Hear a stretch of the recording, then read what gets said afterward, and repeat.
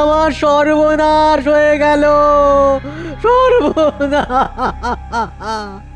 ডাকাতে আমার সর্বস্ব নিয়ে চলে গেল। কি নিয়ে গেল ডাকাতে?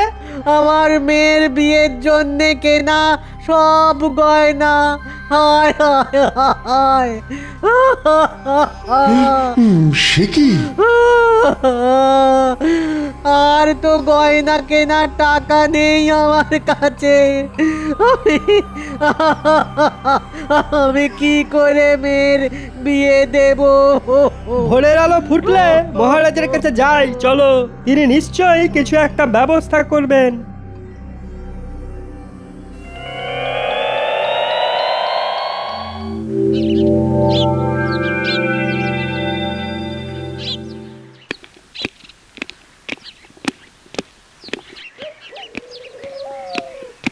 মহারাজ, এ রাজ্যের ওই দু একজন লোক আপনার সঙ্গে দেখা করতে চায়। এই সাত সকালে আমার সাথে কেন? ওদের একজনের বাড়িতে কাল রাতে ডাকাতি হয়ে গেছে মহারাজ। ডাকাতি? কি সর্বনাশ! যাও যাও, এক্ষুনি নিয়ে এসো। ওহ, ডাকাতি ডাকাতি ডাকাতি! এই কৃষ্ণনগরে ডাকাত! কার এত সাহস? তবে কি যোগু ডাকাত আবার ফিরে এলো? কার বাড়ি ডাকাতি হয়েছে? আগে আগে আমার বাড়িতে হুজুর, আমার বাড়িতে ডাকাতে আমার মেয়ের বিয়ের সব গয়না নিয়ে চলে গেছে। কজন ছিল ওরা? আগে আগে 5 জন। কাউকে চিনতে পেরেছো? ওদের সকলেরই মুখ কালো কাপড়ে ঢাকা ছিল। ওর মেয়ের বিয়ে এখন কি করে হবে মহারাজ? আমার তো আর নতুন করে গয়না কেনার কোনো সামর্থ্য নেই হুজুর। ও সব নিয়ে চিন্তা করো না, গয়না আমি কিনে দেব। মহারাজের দয়ার শরীর, মহারাজের জয় হোক। মহারাজের জয় হোক। হ্যাঁ, তোমরা এখন এসো।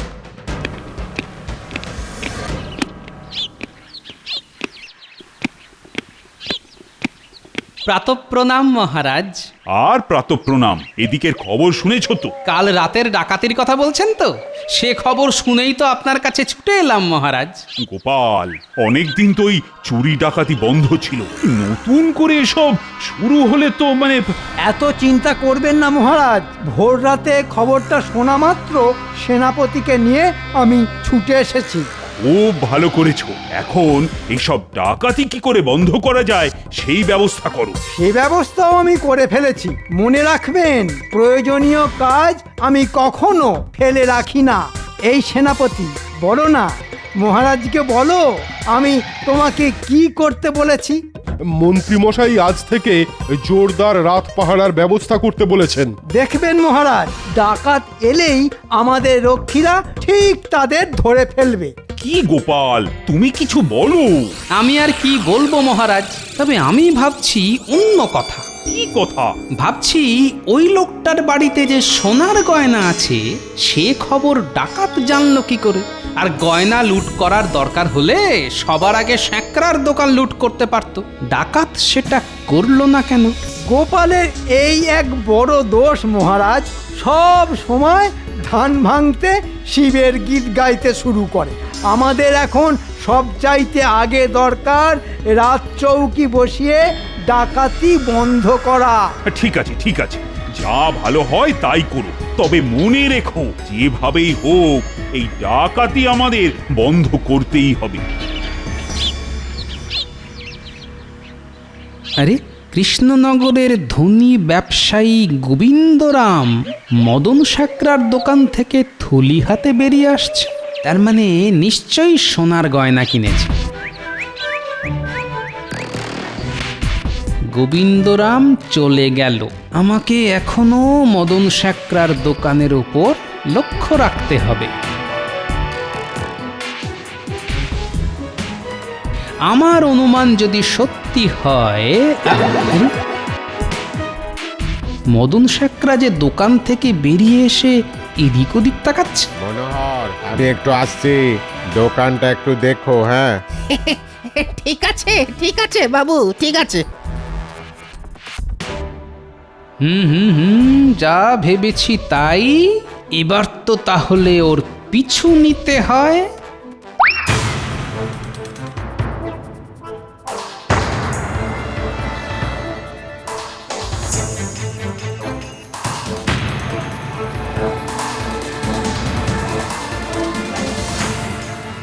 ও কি, মদন সাকরা এই জঙ্গলের মধ্যে এলো কেন? কি মতলব ওর?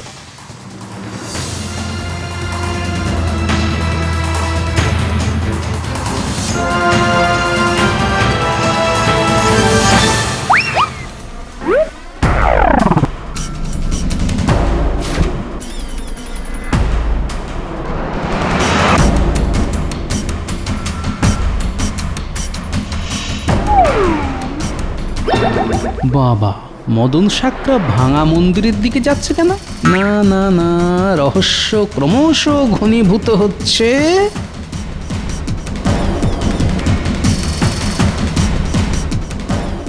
জগো, জগো। কি ব্যাপারে মদন শেখরা? নতুন কোনো খবর আছে নাকি? আছে আছে, জবর খবর আছে। কৃষ্ণনগরের ধনী ব্যবসায়ী গোবিন্দরাম আজ আমার দোকান থেকে 100 ভরি সোনার গয়না কিনে নিয়ে গেছে। কি খবর শোনালে গো? তাহলে আর দেরি নয়, আজকালের মধ্যেই কাজটা হাসিল করে ফেল। কাল মঙ্গলবার, ভালো দিন। কালী মায়ের নাম নিয়ে কাজটা সেরে ফেলবো। আর খবর দেবার জন্য আমার ভাগটা পাবে পাবে বাঙালি, পাবে। বড় খবর যখন দিয়েছো তখন বড় ভাগই পাবে।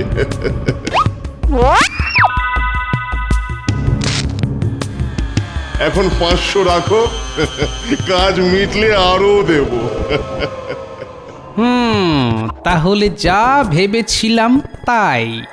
ডাকসাইটে যোগু ডাকাত তাহলে জঙ্গলের মধ্যে এই ভাঙা মন্দিরে এসে আস্তানা গেড়েছে, আর তাকে খবর জুগিয়ে যাচ্ছে মদন সাকরা।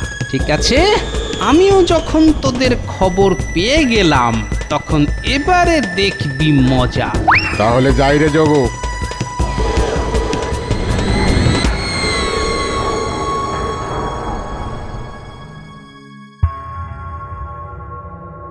কি ব্যাপার মহারাজ? হঠাৎ সাত সকালে ডেকে পাঠালেন কেন? কোথাও কি কিছু গন্ডগোল হয়েছে? শোনো সেনাপতি, আজ রাতে খুব গোপনে গোবিন্দরামের বাড়ির ওপর নজর রাখতে হবে। কেন মহারাজ? গোবিন্দরাম কাল অনেক টাকা সোনার গয়না কিনেছে, তাই আমার মনে হয় আজ রাতে ওর বাড়িতেই ডাকাতি হতে পারে। ঠিক আছে, রক্ষীদের নিয়ে আমি নিজে রাত পাহারায় থাকবো। তবে খুব গোপনে, কারণ 5 কান হলেই কিন্তু ডাকাতরা সাবধান হয়ে যাবে। লোকজন নিয়ে আমি এমন ভাবে লুকিয়ে থাকবো যে ডাকাত কেন, ডাকাতের বাবাও টের পাবে না। হ্যাঁ, তাহলে তাই করো। তবে ডাকাতি করতে আসা ডাকাত দলকে আমি হাতে নাতে ধরতে চাই, দেখতে চাই যে কার এত সাহস যে আমার রাজ্যে ডাকাতি করতে আসে। সেনাপতি মশাই, ও সেনাপতি মশাই, আরে রাত গড়িয়ে যে দিন হতে চললো, কই কই ডাকাতদের তো আর দেখা নেই। তাই তো দেখছি। মহারাজ কি শেষে ভুল খবর পেলেন? তাহলে কি করব, ফিরে যাব? না না, ভোর অবধি অপেক্ষা করতেই হবে। ওই আসছে, সকলে তৈরি হও।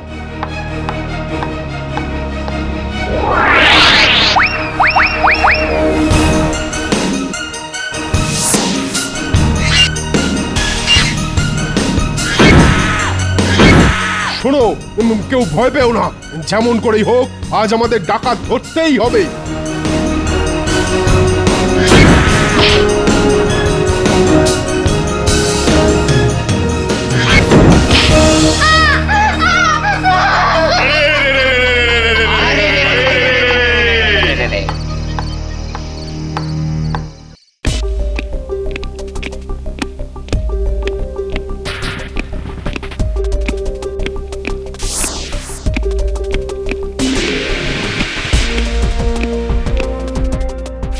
না না না, এভাবে কিছুতেই চলতে দেওয়া যায় না।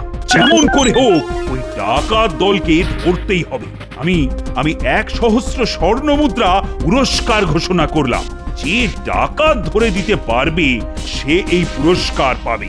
এতে কাজ হবে বলে মনে হয় না, কারণ আমি আর রক্ষীরাই যখন মার খেয়ে ফিরে এসেছি তখন ডাকাত ধরার সাহস আর কার হবে মহারাজ? মহারাজ অনুমতি দিলে আমি একবার চেষ্টা করে দেখতে পারি। আমি পারলাম না আর তুমি পারবে? ওই যে কথায় আছে না, হাতি ঘোড়া গেল তল, মশা বলে কত জল। বলে নিন, যা ইচ্ছে বলে নিন, তবে ডাকাত ধরতে পারলে বাহবা দেবেন তো? শুধু বাহবা কেন, সারা জীবন তোমার কেনা গোলাম হয়ে থাকবো। বাহ বাহ, শুনেও ভালো লাগলো। মহারাজ, আমাকে তো তাহলে কিছু অগ্রিম দিতে হয়। কত? এই ধরুন 500 স্বর্ণ মুদ্রা। বাবা, এ তো দেখছি গাছে কাঁঠাল গোফে তেল। ডাকাত না ধরেই 500 স্বর্ণ মুদ্রার বায়না। হ্যাঁ, চিন্তা করবেন না, কাজ না হলে মূল্য ফেরত। ঠিক আছে, পাবে। ধরে দেখাও ডাকাত। মহারাজের আদেশ শিরোধার্য, তবে ডাকাত ধরতে সেনাপতিরও সাহায্য লাগবে মহারাজ। তাও পাবে। আমি শুধু ওই ডাকাতকে জ্যান্ত ধরতে চাই।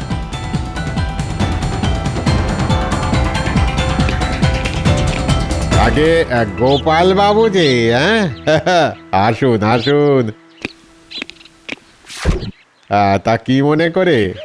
ভালো কিছু গয়না আছে, মানে ওই মোটা মোটা বালা, সাতনলি হার, কোমরের বিছে। থাকবে না কেন, যেমনটি চাইবেন পাবেন। দেখাচ্ছি। মনোহর, শোনো, ভালো গয়নার বাক্সটা একটু নিয়ে এসো তো দেখি। এই দেখুন।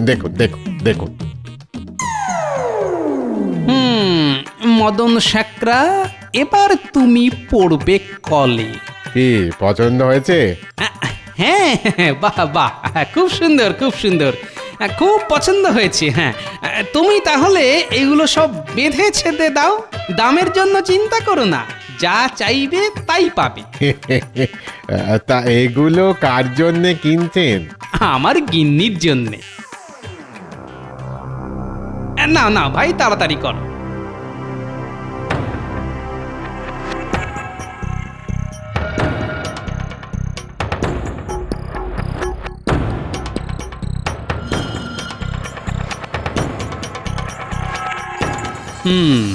শেখরা বেটা যোগু ডাকাতকে খবর দিতে দৌড়লো। ঠিক আছে, খবর দিয়ে আয়। তারপর তোরা নিজেরাই খবর হয়ে যাবি।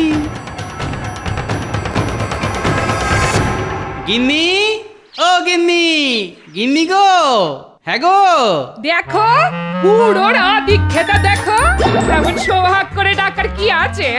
বয়স কি দিন দিন বাড়ছে না কমছে? এই তোমার মতলবটা কি বলো তো? মতলব আর কি, এই শুধু ভালোবেসে তোমার জন্য সামান্য কিছু উপহার এনেছি, খুলে দেখো।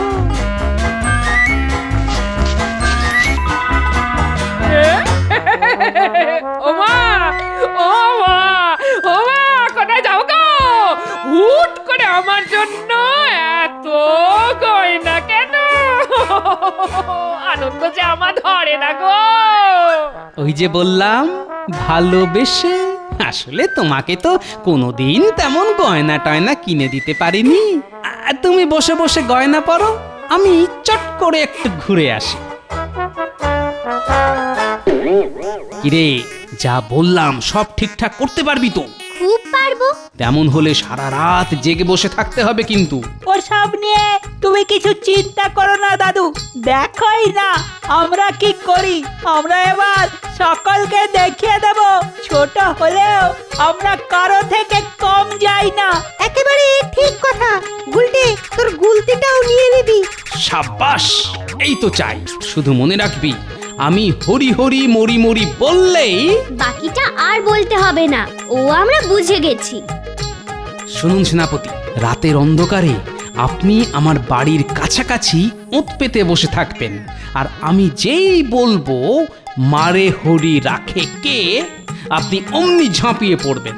শুধু কি ঝাঁপিয়ে পড়বো, এমন মার মারবো না যে হাড়গোড় সব ভেঙে দেব। বেটাদের এত সাহস, আমাদের মেরে পালিয়ে যায়। হ্যাঁ, তাহলে ওই কথাই রইলো, আমি চললাম, আমার এখন অনেক কাজ।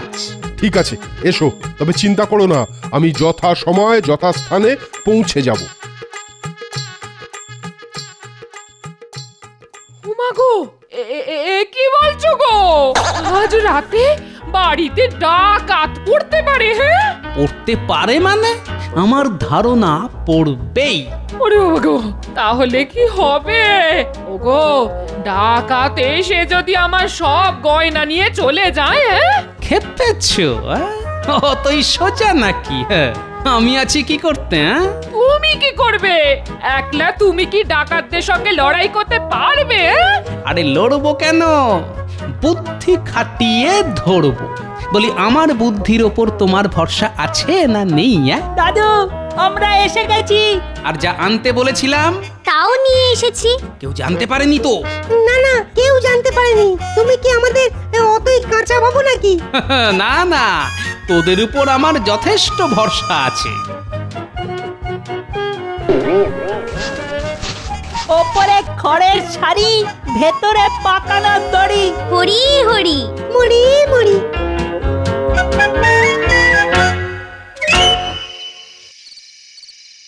কি গো গোপাল, পারবে তো? একবার দেখুনি না আপনার গোপালের লীলা খেলা?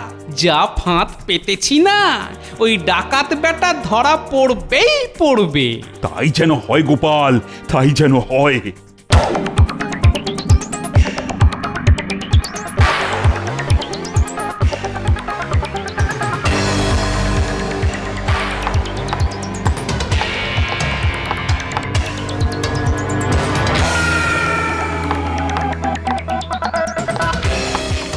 সুমন্ধির পোড়া তাহলে এসে গেল। হরি হরি মরি মরি।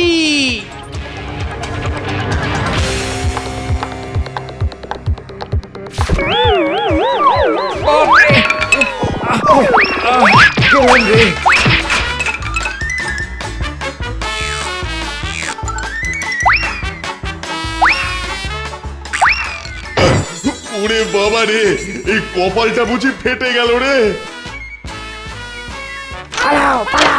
বাবা বাবা, দারুণ জমেছে। মারে হরি রাখে কে? পালা পালা ওরে পালা। উই বাবা রে, বাবা রে, বাবা রে। খবরদার, যে পালাতে যাবে তাকেই কচু কাটা করবো। কিরে যোগু, আবার এই কৃষ্ণনগরে উদয় হয়েছিস? অনেকদিন আগে একবার সাজা খেয়েও লজ্জা হয়নি তোর? মাগো, এই তাহলে সেই ডাক সাইডে যোগু ডাকাত? হ্যাঁ, মারো মারো মারো মারো মারো মারো, মেরে হাড় গোড় একেবারে ভেঙে দাও, ভেঙে দাও দেখি। মারো মারো মারো মারো। এত বড় সাহস আমার বাড়িতে ডাকাতি করতে আসা? জানিস না এ বাড়িতে কে থাকে? সেনাপতি মশাই, এদের কারাগারে নিয়ে যান। কিছু রক্ষী নিয়ে আমি একটু ঘুরে আসছি। কোথায়? ফিরে এলেই সেটা জানতে পারবেন। খুব ভালো কাজ করেছিস, এর জন্য তোরা পুরস্কার পাবি। আমি এখন আসছি রে। কোথায় যাচ্ছ দাদু? যাচ্ছি আরেক ভালো মানুষের পোকে ধরতে। চল, শ্রীঘরে চল।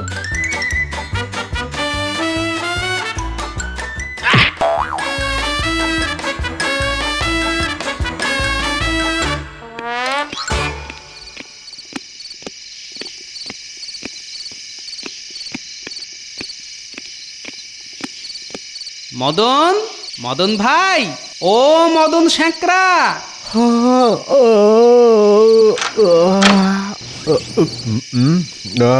এ ব্যাপার, এত রাতে? একটু যে যেতে হবে ভাই। এই, একে গ্রেফতার করো।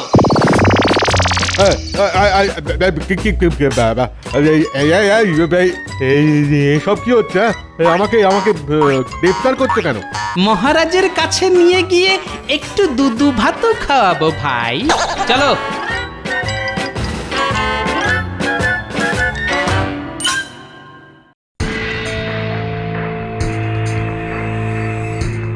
তাহলে কৃষ্ণনগরে পরপর ডাকাতি হওয়া সবই এই কুখ্যাত যোগু ডাকাতের কাজ। হ্যাঁ মহারাজ, আর টাকার বিনিময়ে তাকে খবর জুগিয়ে গেছে আমাদের এই মদন শ্যাকরা। কি করে বুঝলে? আমি প্রথমেই বলেছিলাম বাড়িতেই যে সোনার গয়না আছে সে খবর ডাকাতে জানলো কি করে? আর সোনার গয়না লুট করার দরকার হলে ডাকাত তো সবার আগে শ্যাকরার দোকান লুট করতে পারত। হ্যাঁ, এই কথা তো বলেছিলে। আমি তাই গোপনে মদনের দোকানের ওপর নজর রাখতে শুরু করলাম। দেখতে পেলাম ব্যবসায়ী গোবিন্দরাম ওর দোকান থেকে গয়না কিনে চলে যাবার পরই ও চুপি চুপি জঙ্গলের দিকে হাঁটতে শুরু করলো। ওর পিছু পিছু গিয়ে দেখলাম মোটা টাকার বিনিময়ে গয়না কেনার খবরটা ও যোগু ডাকাতকে চালান করে দিল। সত্যি গোপাল, তোমার জুড়ি মেলানা ভার। মদন আর যোগুর কঠোর শাস্তি হবে, আর তুমি পাবে প্রাপ্য পুরস্কারের পরও আরো অনেক পুরস্কার। মহারাজ, আমি বলি কি, আমার প্রাপ্যটা আমায় দিয়ে দিন, আর বাড়তি অনেক পুরস্কার আমার নাতি নাতনি আর রক্ষীদের মধ্যে ভাগ করে দিন। পারলে সেনাপতি মশাইকেও কিছু দিতে পারেন। ডাকাত ধরার পেছনে ওদের অবদানও তো কিছু কম নয় মহারাজ। হবে হবে, তাই হবে। সত্যি গোপাল, বুদ্ধির সাথে বিবেকেও তোমার জুড়ি মেলা ভার। জয় গোপালের জয়, জয় গোপালের জয়।